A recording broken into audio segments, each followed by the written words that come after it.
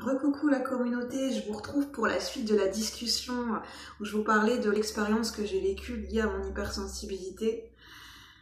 Et là, je pense que j'ai envie de la grosse sauce est passée. J'ai envie de parler de façon plus posée. Mais c'est vrai que je suis dans des énergies...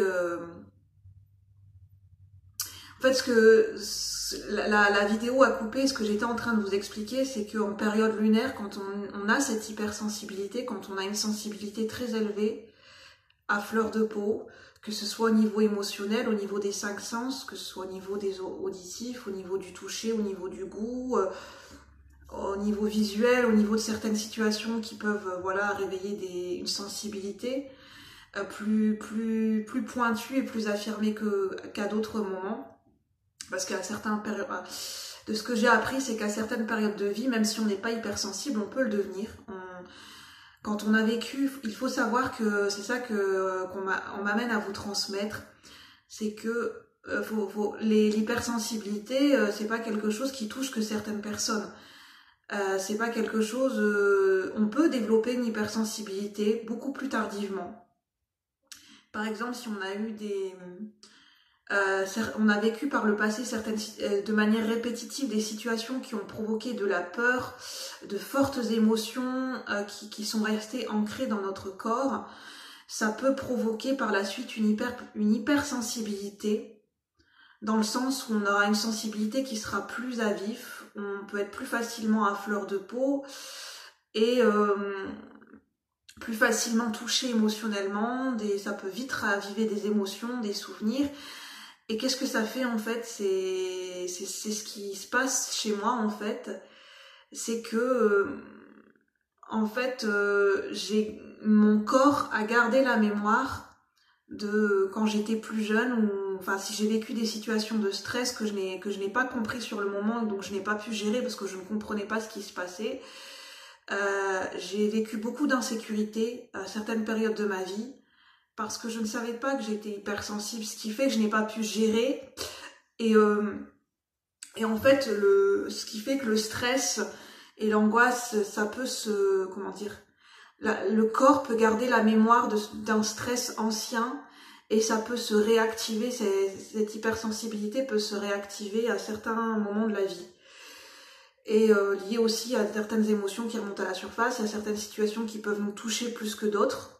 On est des êtres humains, on a tous des ressentis différents et il y a certaines situations qui peuvent provoquer chez certaines personnes des peurs plus importantes, de la phobie, une sensibilité, des émotions très fortes, du stress, de l'angoisse, des pleurs, des sentiments de phobiques, de l'insécurité. Et c'est pour vous dire que moi j'ai envie de dire, de prime abord, faut pas prendre ça à la légère et banaliser, vouloir se moquer des personnes qui sont anxieuses. Je ne vise personne, hein, c'est juste un message général que je fais, il n'y a pas du tout de... Enfin, comment dire, c'est pas lié à un message spécifique par rapport à quelque chose que j'ai vécu, mais c'est moi-même qui m'en rends compte, c'est que moi j'avais tendance à me moquer un peu de moi-même, de me moquer de ma sensibilité, de me dire j'ai pas de raison d'être anxieuse, il faut que je prenne le dessus, et en fait, non, quand on est hypersensible, on est plus facilement touché, on est plus facilement atteint et impacté au niveau de notre corps, au niveau de nos émotions, au niveau de notre cœur, par des situations que d'autres personnes ne seront pas forcément, vont être impactées de manière beaucoup moins importante ou beaucoup plus légère, ou du moins si l'impact sera aussi fort, dans le temps, ça va passer. Alors que chez certaines personnes qui ont une certaine hypersensibilité, on peut garder cette mémoire on appelle ça post-traumatique, de stress, de peur qu'on a vécu, des situations qui ont provoqué des fortes émotions, qui n'ont pas pu être libérées, évacuées ni identifiées parce que peut-être la personne ne connaît pas son hypersensibilité. Ça peut se répercuter sur le présent. Et donc certaines situations peuvent être réactivées, provoquer des émotions réactivées aussi qui ont un lien avec le passé. Et ça, faut le savoir. Par contre, petite parenthèse, je ne suis pas psychologue, donc ni médecin, donc n'hésitez pas à vous renseigner ou à consulter, à vous renseigner auprès d'un psychologue si vous voulez plus d'informations détaillées et spécifiques. Et voilà. Et qu'est-ce que j'allais dire d'autre? Et ce qui fait qu'en fait, ces expériences avec ces insectes m'ont fait comprendre m'ont ramené à moi, face à moi-même. j'ai été plongée au cœur de mon hypersensibilité, au cœur de mon anxiété, de mon angoisse, de mes émotions. Et je me suis retrouvée seule dans ma bulle avec mon hypersensibilité, avec mes angoisses, mes émotions très fortes. Et à ce moment-là, quand on est face à ces anxiétés, face à ces angoisses, on est déconnecté du monde.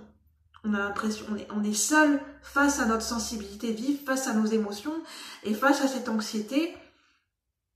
Et en fait, on sait qu'il n'y a que nous qui le ressentons de cette manière. Parce que ça se passe dans notre corps. Et c'est pour ça que c'est difficile à expliquer aux gens quand on est anxieux, quand on est angoissé, quand on a une sensibilité vive. C'est difficile à expliquer aux gens ce qu'on peut ressentir, comment on peut vivre les gens. Parce que les gens ne pourront jamais vraiment, comment dire, parce qu'ils ne le vivent pas à l'intérieur d'eux-mêmes.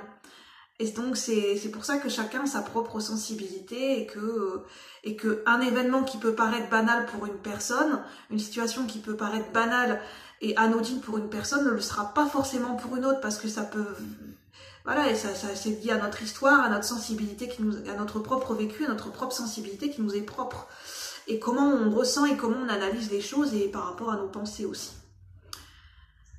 Et voilà, j'ai pas d'autres messages à vous transmettre.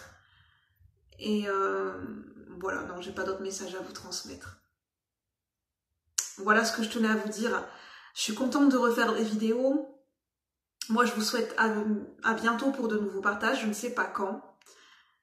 C'est jamais prévu, c'est toujours spontané. Donc je vous souhaite, je vous dis à bientôt pour de nouveaux partages. Bye bye la communauté, merci.